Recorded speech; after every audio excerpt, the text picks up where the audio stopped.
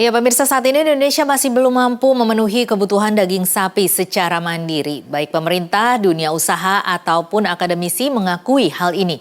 Apa sebabnya? Bagaimana agar Indonesia mampu swasembada daging sapi?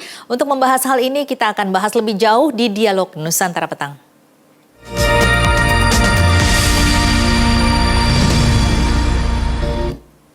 Dan pemirsa, saya sudah bersama dengan Ibu Diana Dewi, Ketua Kadin DKI Jakarta. Selamat sore, Bu Diana. Selamat sore, Mbak Tasya. Iya, Bu Diana, ini kan sebenarnya rencana untuk swasembada daging sapi ini dari pemerintah sudah dicanangkan pada tahun 2026. Tapi sejak 1995 hingga kini sepertinya belum membuahkan hasil. Ini apa sebabnya, Bu? Iya, kalau kita melihat bahwa sistem yang belum dibuat oleh pemerintah untuk membantu stakeholder ya, pengusaha, khususnya pengusaha peternak sapi. Dan perlu diketahui bahwa konsumsi per kapita daging sapi pun kita masih kecil, Mbak. Dan sangat ironisnya bahwa kebutuhan sapi belum bisa terpenuhi, terlihat dengan masih banyaknya impor, baik itu daging sapinya maupun sapi hidupnya. Dan yang sekarang kita lihat bahwa sebenarnya peternak itu berat kalau ingin berbudidaya sapi, itu Mbak. Iya, ini sebenarnya kebijakan impor ini dilakukan karena memang angka pertumbuhan penduduk yang tidak sebanding dengan populasi pertumbuhan hewan sapi atau kerbau yang tidak seimbang, begitu? Betul, Mbak. Sedangkan kita kebutuhan sapi per kapita itu harapan khususnya dari saya, itu berharap 5 kilo per kapita. Tetapi kita baru menghitung sekarang 2,59. Nah, ini setara dengan 640.000 ton. Nah, untuk menjadikan 1 kilo daging sapi itu adalah hanya 35% dari sapi hidupnya. Berarti sudah berapa juta yang harus kita punya. Sedangkan kalau kita secara statistik hitung bahwa yang mempunyai sapi hidup di Indonesia, terutama sapi lokal ya, itu hanya beberapa peternak saja, rumah tangga ternak, dan mereka hanya mempunyai 2 sampai dengan 3 ekor saja, dan itu pun kalau mereka dibutuhkan untuk dibeli, mereka tidak mau jual, mereka itu hanya untuk tabungan. Jadi hanya selingan saja mereka lakukan peternakan. Ini yang saya merasa bahwa belum ada arah untuk menyatakan bahwa kita akan swasembada sapi. Meskipun sudah dicanangkan pada tahun 2026 begitu ya, padahal sebenarnya produksi dengan konsumsi tidak seimbang, produksinya tidak ngejar gitu ya Bu ya dengan konsumsi begitu kan? Betul. Nah, Mbak. ini apa penyebabnya? Kebetulan kalau kita beternak ayam itu pasti beda dengan sapi.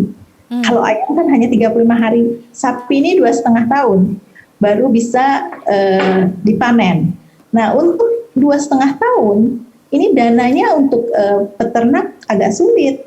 Jadi harus dibantu oleh tentunya oleh pemerintah. Dalam hal ini banyak diberikan KUR. Tetapi saya melihat bahwa tidak ada konsentrasi yang full untuk bagaimana membudidayakan sapi. Nah, kalau seperti di negara lain, memang kita ketahui bahwa pemerintahnya ikut untuk membuat kondisi swasembada. Contohnya dengan diberikanlah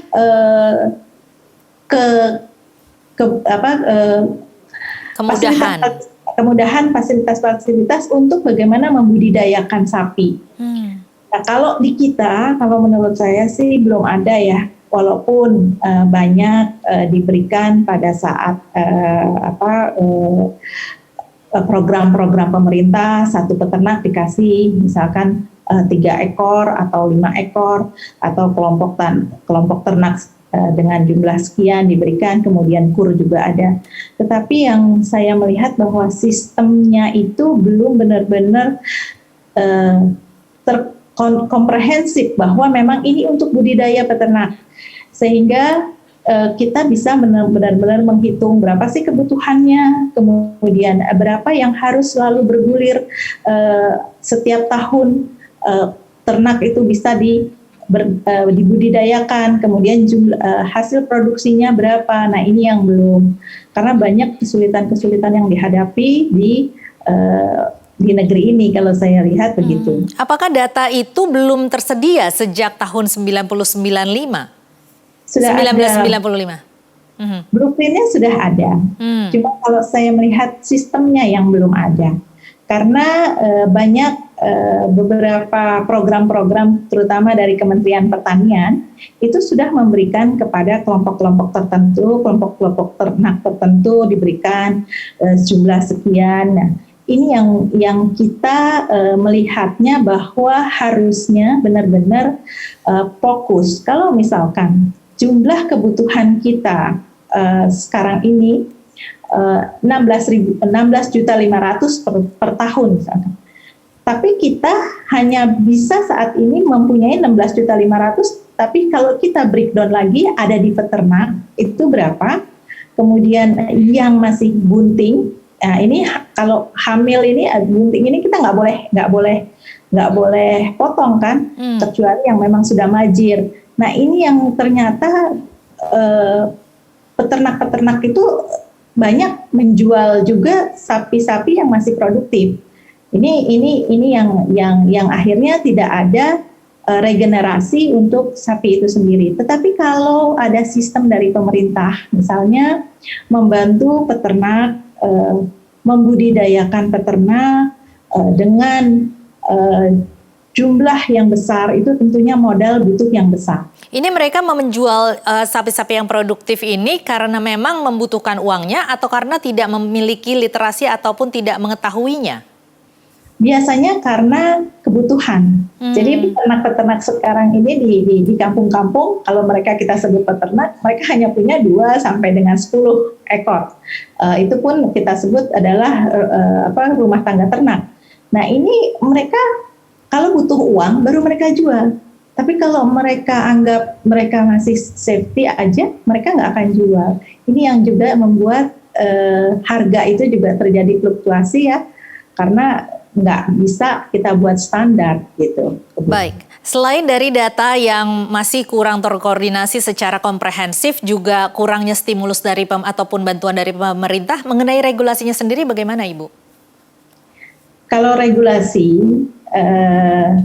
kita melihatnya bahwa ada 3 klaster masalahnya Mbak. Klaster yang saya sebut 3 adalah 1 untuk sapi hidup lokal. Kemudian ada lagi kebutuhan dari sapi feedlotter. Itu sapi yang digemukkan, kemudian sapinya dari luar import. Kemudian ada daging sapi beku.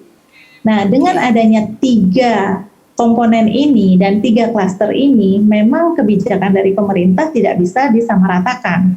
Sehingga ada salah satu yang terdistorsi pada saat sapi lokal import yang masuk lebih banyak ke Indonesia, peternak lokal itu merasa terdistorsi. Kemudian sebaliknya, kalau mereka tidak masuk, harga menjadi tinggi. Karena sedikit jumlahnya. Nah ini kalau berbicara regulasi. Jadi kita tidak bisa menyebut bahwa regulasi yang salah. Tapi kalau saya melihat adalah sistem yang belum terbentuk. Sehingga kalau sistem ini terbentuk, insya Allah regulasinya akan pasti dia tahu harus membuat regulasi seperti apa. Karena lucunya adalah yang tadi, dalam produknya adalah daging sapi, tetapi klaster dari produksinya ada 3. Nah ini Mbak, yang saya menyatakan bahwa harus dibuat sistem yang baik. Apakah kalau sudah terbentuk sistem yang baik ini, ketiganya akan bisa berjalan dengan selaras dan bisa saling mendukung begitu? Saya yang meyakini bahwa ini yang akan menjadi adanya keadilan. Karena akan jelas, kebutuhan daging sapi beku seberapa banyak. Kemudian sapi importnya tidak boleh masuk misalkan, hanya sekian karena ada sapi lokal yang jumlahnya jelas. Ini Mbak, saya yakin nih baik sekali bahwa apabila ada sistem yang benar, itu akan membuat regulasi yang baik dan pasti akan ada keadilan di dalam berbisnis. Iya, kalau untuk tadi Ibu mengatakan salah satunya adalah penggemukan sapi import. Apakah sapi lokalnya tidak ada strategi untuk penggemukan juga begitu? Ya, karena kan tadi yang saya sampaikan bahwa peternak-peternak di kita itu hanya berbicara seperti apa istilahnya raja kaya. Kita sebutnya Rojo Koyo gitu. Jadi mereka merasa bahwa kalau punya sapi itu adalah orang kaya di desa, kemudian mereka itu adalah tabungan mereka gitu. Jadi hanya 2, 3 atau 5 dan mereka safety aja gitu. Nah, kalau misalnya untuk budidaya, saya rasa sudah tidak bicara peternak lagi, tetapi bisa bermitra dengan peternak, tapi harus budidaya ini pengusaha yang akan melakukan itu sehingga semua hitungannya jelas. Itu Mbak. Oke, baik. Kalau begitu untuk strategi impor sendiri untuk pemenuhan kebutuhan di dalam negeri ini sampai kapan akan dilaksanakan? Baik, nanti kita akan bahas lebih jauh Bu Diana. Tetapi tampaknya terkendala dengan koneksi. Kita akan lanjutkan lagi usai jeda berikut ini. Pemirsa tetaplah bersama kami, Dialog Nusantara Petang akan kembali sesaat lagi.